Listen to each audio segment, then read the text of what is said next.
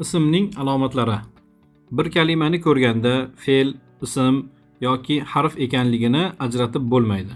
Shu bois ismni fe'l va harfdan ajralib turadigan alomatlari bor. Ular quyidagilardir. Ism tanvinni qabul qilishligi. Misol uchun kitabun, kitaban, kitabin kabi.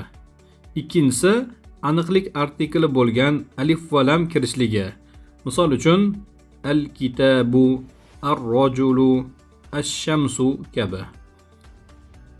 Uchinchisi jar bo'lishligi, ya'ni kasra va uning o'rinbosarlarini qabul qilishligi. Ismni jar holatda bo'lishi ikki o'rinda bo'ladi. Birinchisi harfi jarlar, ya'ni jar qiluvchi harflar orqali bo'ladi. Jar qiluvchi harflar bi, min, fi, ala, ila, an, hatta, muz kabi.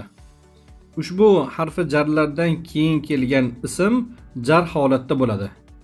Ikkinchisi izofa qilish orqali, ya'ni muzofin ilayh bo'lganida. Misol uchun kitabu Zaydin, Zaydning kitobi. Bu yerda Zayd ismi muzofin ilayh bo'lganligi uchun jar holatda bo'lyapti, ya'ni kasrani qabul qilyapti. Izofa haqida esa kelgusi darslarimizda batafsil o'tamiz. Holatdan maqsad raf, nasb, jar holatlari tushuniladi.